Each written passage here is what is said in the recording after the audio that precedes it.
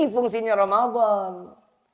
Iman yang dipanggil, akal yang disuruh kerja, yang ditahan nafsunya. Enak sayur asam, sambal, ikan peda. Tengah hari bolong, ya Allah, apalagi kalau lagi makan, mertua aja nggak kelihatan.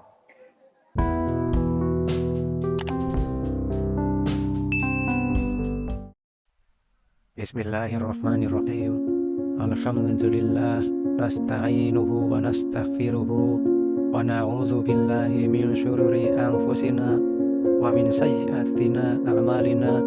Man yahdihillahu fala mudilla lahu wa man yudlil fala hadiya lahu.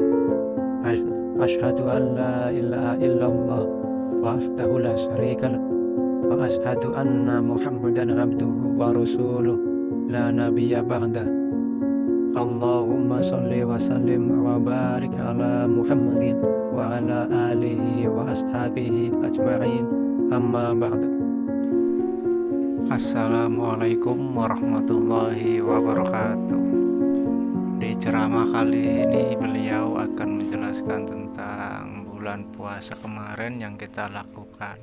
Apakah bulan puasa kemarin kita sudah melakukannya sudah benar atau belum, terutama di dalam rumah tangga kita. Untuk lebih jelasnya mari kita dengarkan bersama. Ayyuhal hadirun jamaah rahimakumullah. Al-Faqir Rifki al-Adrus mengucapkan minal a'idin wal fa'idin kullu am wa antum bikhair. Taqabbalallah minna wa minkum taqabbal ya karim. Suami ada tupoksinya sendiri. Nimba air, Nabi pernah ngejalanin. Buat siapa? Buat keluarga. Nabi cari nafkah di luar, betul. Buat siapa? Keluarga. Nabi mendidik istrinya. Ini yang diajarkan oleh Rasulullah SAW. Ini sosok seorang imam di dalam rumah tangga yang disunnahkan apabila seorang suami menjalankan ini, maka dia termasuk golongan umat Nabi yang menjalankan setiap sunnah-sunnah Nabi. Tapi di akhir zaman banyak suami yang takut sama istri. Nggak jadi imam, malah jadi makmum. Yang imam siapa? Istrinya. Istri ngedaham sedikit, iya. Marah dikit, kabulin. Nabi SAW nggak ngajarin yang begitu. Nabi bukan mengajarkan untuk istri takut sama suami. Istri hormat kepada suaminya. Kalau suami sekarang kan kagak. Menang kekuatan, bikin takut istri. Main banting aja, main cekek aja. Main tabok, pukul aja. Nabi nggak ngajarin yang begitu. Nabi ngajarin untuk menghormati seorang suami. Caranya Nabi kasih tahu. Nabi perilakunya sama. Seorang suami yang bertanggung jawab di dalam rumah tangga. Ini mana nih Abdul Syukur mana? Lu sini, gue ceramahin elu. Tugas seorang suami mencari rezeki yang halal. Jangan judi slot. Hahehe. Nyambung ayam. Pina lebih seneng nyari yang haram. Apa jadi haram? Bisa orang sampingan main gaplek. Isian 2.000. Dapat rezeki 20.000, pulang bawa 200.000. 190. Haram dapatnya. Na'udzubillah ini. Cari yang halal. Nafkahin suami istri yang halal. Rumah tangga yang halal. Kenapa? Jika sesuatu yang halal masuk ke dalam mulut kita, semua kepribadian kita akan menjadi baik. Imannya tambah, ibadahnya nambah. Ini sebagai seorang suami di dalam rumah tangga. Bukan berarti seorang suami udah tugasnya seorang suami ya udah nyari rezeki. Lo udah taunya duit aja, duit. Makanya keenakan sekarang istri kalau ngelihat suami duit. Bikin kopi entar. Yang ditanya duit dulu. Begitu kan? Betul nggak? Apalagi kemarin mau lebaran. Dikasih baju atuh, ngambek. Dikasih 2, melengos. Dikasih 3, mulai senyum. Dikasih 4, 5, udah. Ayang mau apa ya?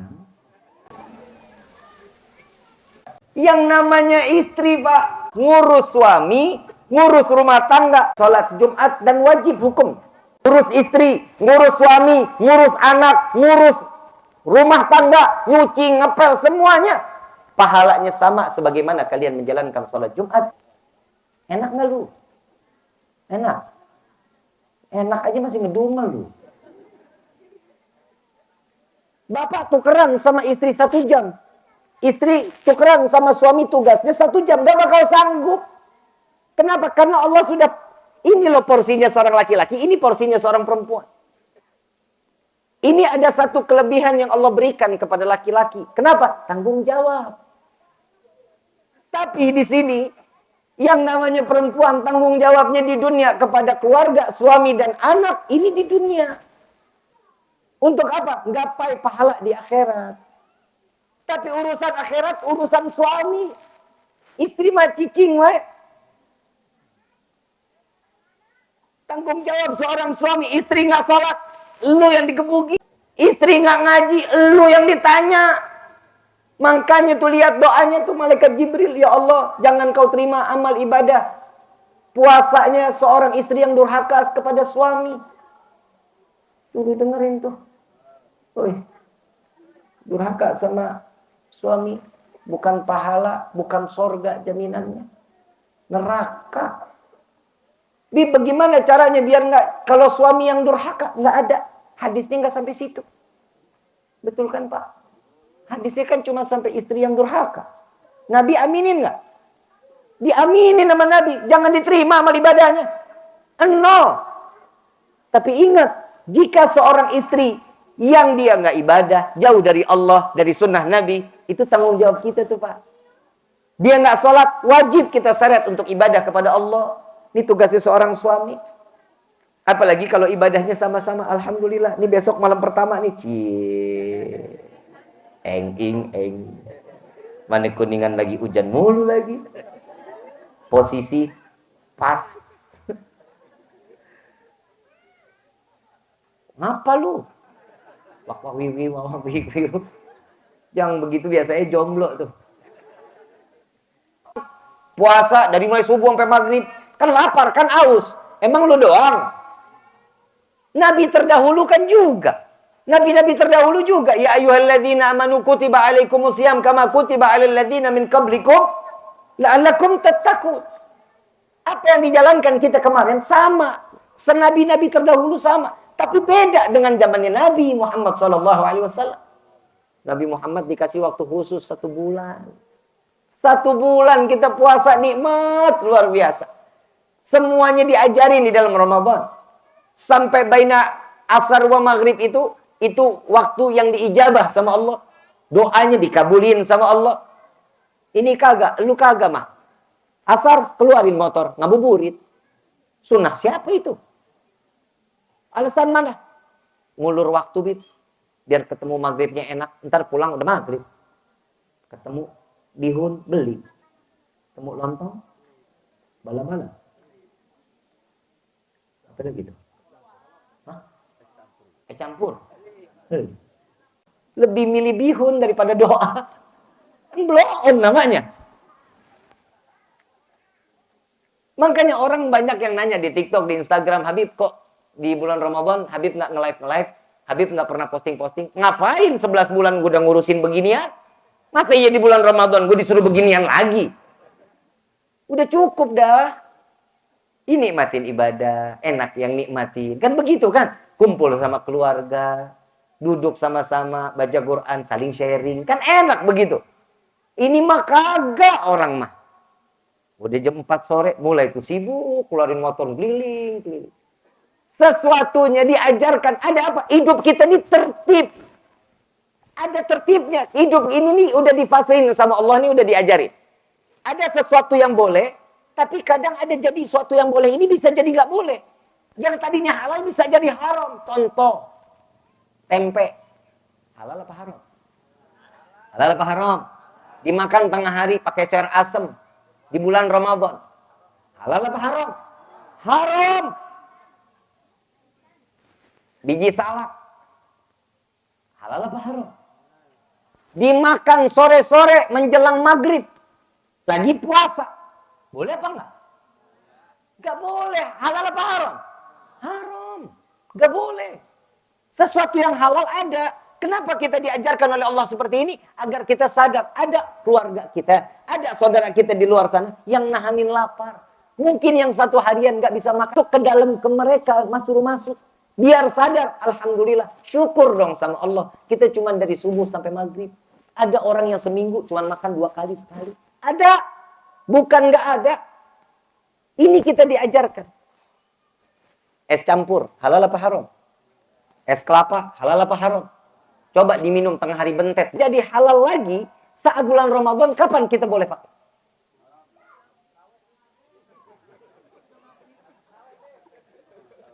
Udah maghrib, Bu. Ngebut amat ya, Bu. Ada orang ngebatalin nomprok istri ada. Itu dia tuh, doyan apa hobi.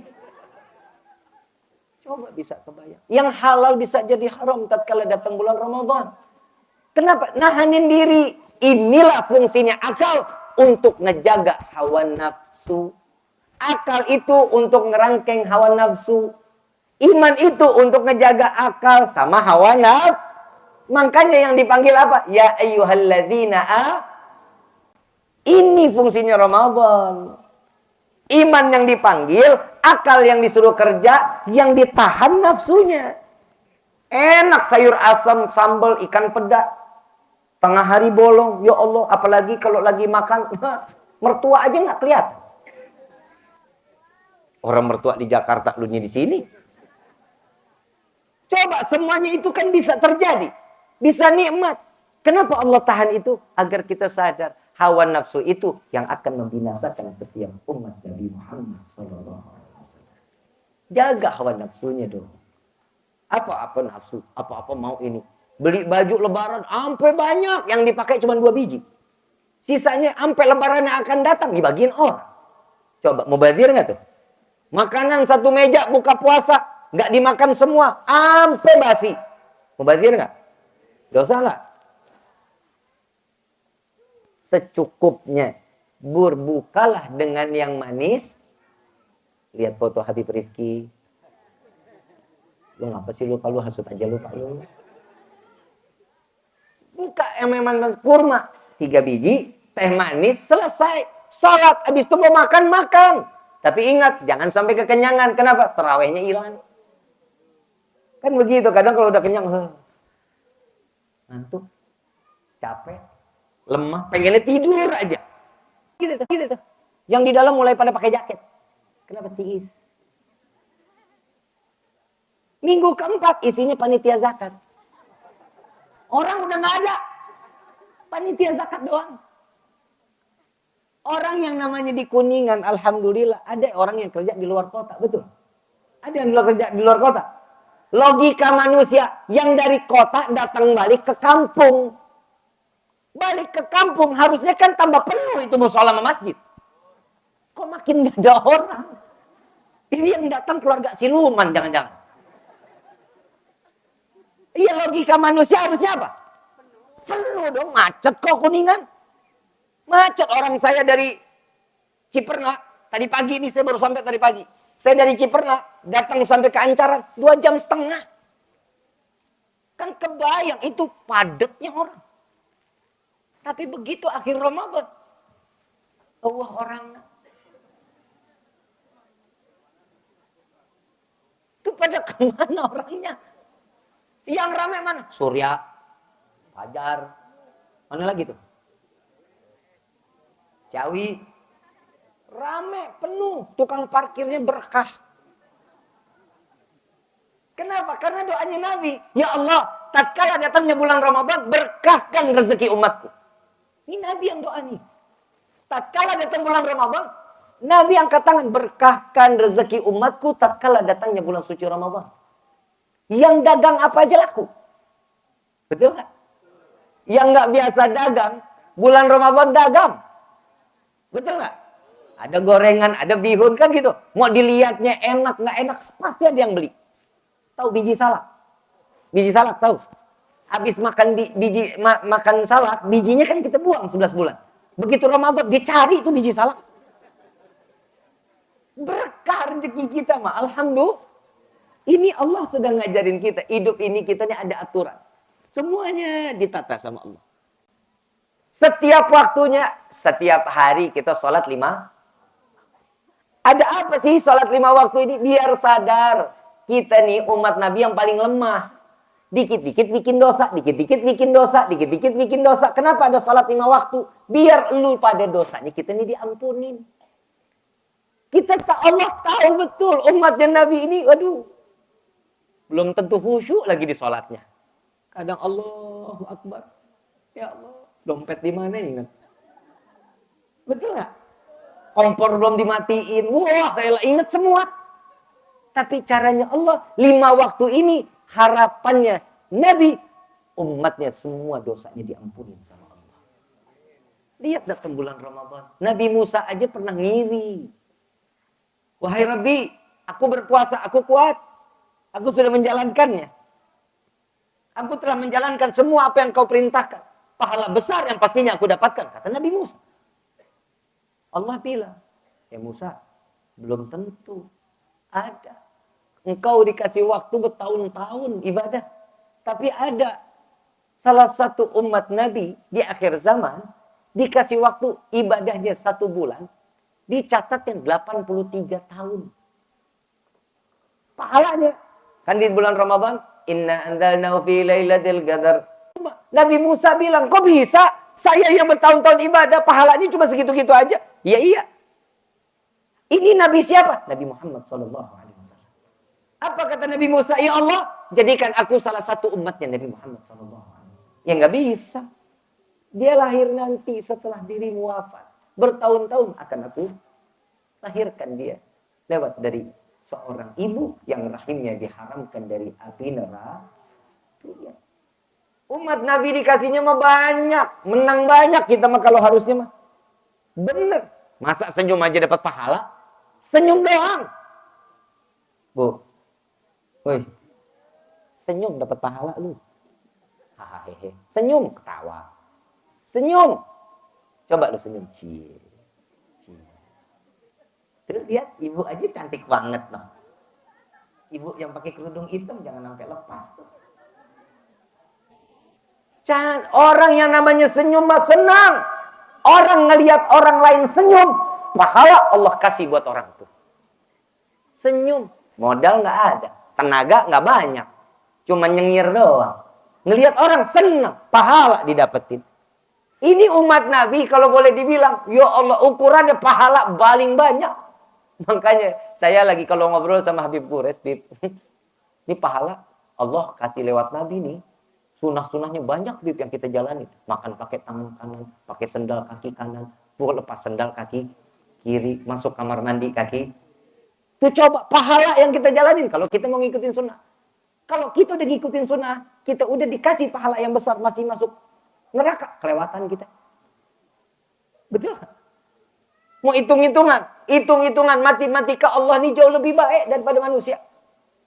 Kayak Ramadan kemarin, Allah kasih kita rezeki seberapa yang Allah berikan sampai datangnya Id, cukup nggak? Cukup nggak? Ada yang berlebih? Ada. Yang cukup ada, yang kurang nggak ada. Semuanya Allah kasih lebih. Berkah rezeki kita. Ini cuma satu, Allah nyuruh kita syukur. Ya, kayak tasyakuran di malam ini. Abdul Syukur berserta keluarga ngundang kita nih. Biar apa? Yuk sama-sama kita syukur sama Allah. Dengan apa yang telah Allah berikan kepada kita. Allah lipat gandakan kenikmatan tersebut untuk kita. Sampai menutup mata, Allah matikan kita husnul khatimah. Ini orang yang bersyukur, cuman orang yang punya iman. Orang yang nggak punya iman, mereka melakukan di dalam rumahnya. Diajarin tuh Ramadan, bangun kalau di malam, sini, sahur. Zaman sekarang, mau tahu isi rumah orang. Biar terbiasa. Ini. Sholat tahajud, sholat taubat, sholat tasbih. Kita minta lagi sholat witir. Ini diajarin lewat sahurnya. Bib, saya mah nggak perlu sahur, Bib. Saya puasa, kuat seharian mah nggak pakai sahur. Bukan lu kuat apa kagak, ada berkah di dalamnya. Ada keberkahan, itu di dalam sahur ada keberkahan. Ambil keberkahan, itu akan menjadi satu keberkahan di dalam keseharian kita. Kita saksi, kita mah tahu. Dengan apa yang kita Lama-lama jalankan di biasa bulan dah kita. Ramadan kemarin, Tapi kan kita keberkahan itu mendapatkan untuk kita dapetin. pahala yang Justru besar. datang Ramadan, Keberkahan limpahan yang keberkahan melimpah Allah kasih dosa kita. Fase pertama Allah turunin rahmat. Rahmat kasih sayang buat kita semuanya. Buat apa? Apa yang kita minta Allah kasih buat kita. Malaikat dicutiin sama Allah sebulan. Bapak kepala desa aja belum tentu cuti. Malaikat cuti. Sampai kata Allah, biarkan kalian diam. Umatnya Muhammad, hambaku ini, mereka berpuasa untukku, maka aku yang lebih pantas untuk memberikan imbalannya kepada mereka. Allah langsung yang ngasih buat kita. Baik buruknya kita diberikan langsung sama Allah. Coba kita lihat tuh. Itu rahmat dari Allah. Yang kedua, maghfirah 10 hari. Kedua, di dalam fasenya, itu adalah maghfirah ampunan dari Allah. Coba kita lihat tuh. Orang yang masih usaha sampai di minggu, di hari ke-20 itu ibadahnya luar biasa, bukan main. Ampunan Allah diberikan. Masih bertahan sampai akhir Ramadan, dikasihkan itkun minan nar, dijauhkan kita dari api neraka. Inilah kasih sayang Allah. Kenapa? Karena doanya Nabi. Bukan karena kitanya hebat di dalam puasa, bukan hebatnya kita dalam ibadah, tapi ini adalah sesuatu yang diajarkan oleh Rasulullah. Karena Nabi SAW mengatakan, ya Allah kumpulkan aku beserta umatku di dalam surga yang terbaik di hadapan. Nih saya selalu minta sama Allah, mudah-mudahan kita yang kumpul di sini nih sekarang nih, Allah kumpulkan kita di dunia bareng-bareng ini, Allah kumpulkan kita di dalam surga Firdausul A'la. Amin ya Rabbal. Coba kita. Saya mah selalu bilang Habib sama Habib Quraisy, Rifki mah nggak mau Habib, kalau Rifki mah hidup di dunia nih cuman sama Habib sampai batasan dunia. Saya mah pengen sampai ke akhirat. Tolong Habib kalau masuk surga duluan, Rifki lagi kesliding tackle masuk ke dalam neraka jahanam. Tolong selamatin Rifki. Kenapa guru-guru kita yang kita butuh ini guru-guru kita? Kita sih seberapa sih? Keilmuannya kita seberapa sih? Karena guru Allah berikan kita keistimewaan sampai kita bisa nyelamatin keluarga kita. Kita bisa nyelamatin orang tua kita. Kita bisa nyelamatin anak cucu kita. Berkah siapa? Berkah ilmu yang manfaat yang diberikan daripada guru-guru kita. Ya, hati-hati. Makanya Allah nih baik banget sama umatnya Nabi ini. Baik banget kalau kita bilang. Allahumma apaan sih yang kita cari di dunia? Cari dunia buat akhir. Jangan akhirat cari buat dunia. Nah ini yang bahaya. Habib kok sekarang kelihatannya makin kemari kehidupannya makin mewah. Nah gue kerja, emang gue dakwah doang. Udah beli minyak wangi gue dulu. Nah itu kan gue dagang. Usaha online dagang gue. Ada kantor ada. Karyawan ada. Kenapa usaha? Cari dunianya untuk akhir. Jangan cari akhirat untuk dunia. Contoh, ada dokter. Ada dokter. Tugasnya dokter apa? Apa? Nih saya pengen ngebenerin mindset kita nih. Semua nih dokter fungsinya apa buat kita? Apa? Memberikan sesuatu obat untuk meredakan penyakit kita. Itu tugasnya. Yang mengobati Allah. Penyakit kita diredahin, ini obat. Wasilahnya dari dokter tugasnya ngelayanin masyarakat, pasien. Masyarakat. Betul kan? Masyarakat butuh dokter saat sakit gigi. Kita ngelihat istri cantik banget kayak bidadari. Tetap kalau lagi sakit gigi enek ngelihatnya. Betul nggak? Butuh apa? Obat. Dokter ngasih obat nih buat ngeredahin. Kalau mau sembuh nanti begini, nanti begini. Ada yang namanya disebutnya tuh macam-macam lah. Nanti ada yang bisa suruh begini, ada yang disuruh begini, ada yang disuruh begini. Tapi itu kan ikhtiarnya. Tapi urusannya Allah yang ngasih penyakit, Allah yang angkat penyakit. Contoh, saya punya sakit di lambung. Dokter udah vonis harus diangkat lambung saya. harus diganti lambung sintetis. Oh, lambung karet. Saya tanya sama dokter, dokter, ini kalau lambung diangkat pakai lambung sintetis, biayanya berapa? Puluhan juta. Oh gitu. Terus aman udah? Enggak, Bib. Per 6 bulan bedah lagi. Ngapain? Dibersihin. Saya bilang, ini lambung, bukan karburator, bukan karburator, bukan. Enak aja main bedah lagi, bedah lagi, bedah lagi. Ya udahlah, nggak usah. Biar saya bawa nih penyakit, biar saya mati, ini lambung ciptaan Allah, saya bilang. Ikhtiarnya sudah dijalanin dong.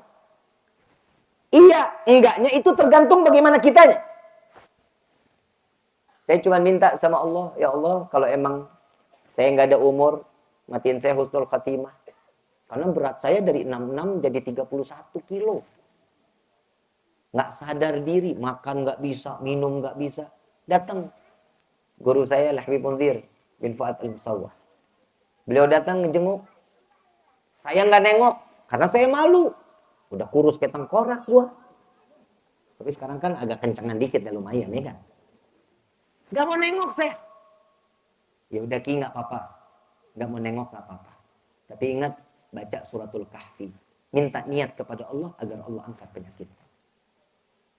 Guru. Bukan dong. Hubungan sakit lambung sama surat Kahfi apa? Logika manusia nyambung nggak? Nyambung nggak? Saya baca suratul Kahfi dengan penuh keyakinan Allah yang akan menyembuhkan. Yang saya baca ini adalah firman Allah. Allah yang ngasih penyakit, Allah yang Subhanallah, sembuh. Sekarang 80% lambung saya udah bisa cerna makanan. Coba bisa dikebayang hubungan suratul Kahfi sama penyakit lambung apa? Ternyata Nabi pernah bilang, orang yang sakit pencernaan perbanyak baca surat Kahfi. Itu adalah obat untuk menjaga pencernaan. Tuh Nabi yang ngomong. Berarti kita punya guru. Guru kita ini udah benar apa belum? Benar. Dokter aja bisa jadi dokter karena nggak ada gurunya, gimana mau jadi dokter? Dan sesuatunya yang bisa, yang dia punya faknya, dia paham tentangnya, maka jalanin. Kalau bukan faknya jangan diikutin. Ada tukang bengkel, bongkar mobil, tiba-tiba suruh ngobatin sakit pusing. Nyambung apa kagak? Lu mau diputar pakai obeng tuh kepala. Lari kemana? Ke dokter. Urusan dunianya ini bisa dapat, tapi akhirat juga bisa dapat karena urusan dunia. Dokter ikhlas banget untuk nyembuhin masyarakat dari sakitnya. Dengan yakin dia ingin menyembuhkan. Walaupun kesembuhan itu hanya datangnya dari Allah. Ikhtiarnya, pahalanya dapat nggak? Dapat. Kenapa? Karena dia dengan yakin akan memberikan sesuatu kebaikan kepada orang lain. Bagaimana Allah yang semuanya kita di dunia disediain? Di dunia semua kita disediain. Syukur, mau nikah, perempuannya ada. Lu yang jomblo, mau nikah, mungkin belum lahir calonnya. Ada kan begitu? Ada. Ayo. Sesuatu ikhtiar jalanin. Hidupan kita ikhtiar. Itu tugasnya kita manusia. Selebihnya, tawakal sama Allah. Kita sudah jalanin Ramadan. Terima atau enggak ibadah kita, tergantung bagaimana Allah. Jelasnya kita sudah menjalankan apa yang diperintahkan oleh Allah. Paham sampai sini? Paham sampai sini? Insya Allah mudah-mudahan ilmu yang datangnya di malam ini menjadi ilmu yang bermanfaat. Yang kita sebagai imam di dalam rumah tangga punya kehormatan untuk menjaga kehormatan rumah tangga kita. Yang sebagai istri baik-baik sama suami. Ya, mumpung masih Syawal, minta maaf. Ya, minta ridho. Ya, jangan cuma iya aja PA. Lu datengin, cium kakinya. Bib itu suami, bukan orang tua. Karena surganya seorang istri ada sama suami. Sampai Nabi mengatakan apa? Ya Allah, sahabat dibilang, seandainya jika aku tidak malu, ya, ada seorang hamba yang boleh sujud kepada hamba yang lain, yang pasti aku wajibkan seorang istri sujud kepada suaminya. Tuh. Berarti seorang istri ini nggak ada harga diri. Bukan nggak ada harga diri. Tapi disitulah kunci keberkahan hidup dan dunia akhi. Paham sampai sini? Ya, minta pegangan tangan. Ya, rahmat Allah diturunin tuh. Jadi ntar pulang gandengan. Lu kata Habib tadi suruh gandengan. Biarin tetangga mau bilang kita kayak gajah sirkus, biarin aja. Biarin, gandeng aja. Gandeng. Pahala mau tambah besar, Bu. Mau tambah besar nggak pahalanya? Sering-sering pegang kaki suami. Pijitin. Bukan lu seret, bukan. Main seret kaki laki aja. Gue takutnya kan pulang dari sini. Ayo Pak, kita pulang. Kan bahaya. Pijitin. Ya. Nyuciin baju. Cuci nggak? Tiap hari. Seorang istri yang nyuciin pakaian suami, 1000 derajat diangkat sama Allah. 1000 kejelekan dihapusin sama Allah. Diganti 1000 kebaikan. Alhamdulillah. Saat dia mencuci, pakaiannya dijemur, terkena sinaran matahari. Jika semua makhluk ini yang terkena paparan mataharinya itu, saat dia lagi nyuci, mereka istighfar kepada Allah agar dosa seorang istri tersebut diampunin sama Allah. Tapi sayang Pak, yang diangkat derajatnya bukan kita, bukan keluarga kita. Changhong, Samsung, LG. Mesin cuci. Kucek dulu, kucek. Bukan berarti baju kotor langsung lempar aja ke dalam. Yang kita khawatirin Bapak, habis gimana Bib? Tuh, baju Bapak dekil banget. Bapaknya dimasukin ke mesin. Kucek dulu. Paham ya? Insya Allah. Gampang sebenarnya. Kalau kita mau ngejalanin rumah tangga ikutin Nabi, insya Allah. Ributnya pasti ada. Pasti cemburu. Perempuan cemburunya gila, Kur. Gila. Cemburunya parah. Bini gue cemburuan, tapi nggak parah. Enggak kayak bini lu. Bini lu kan sampai UFO lewat. Piring terbang. Sodet berbunyi, belentang. Ya Bu ya. Karena cemburu itu sifatnya perempuan. Laki-laki gimana Bib? Cemburu wajar, boleh. Kalau enggak ya dayus namanya. Ya. Itu harus cemburu ada. Bukan berarti kita lepas tangan aja untuk pasrah istri udah berapa diemin aja, nggak boleh. Ya, paham ya? Harus dikasih tahu, dideketin baik-baik, cara ajarkan dia untuk menghormati seorang suami. Insya Allah. Al-Fatihah bil qabul wa tamakkul sul ila hadratur rasul bi sirril Fatihah.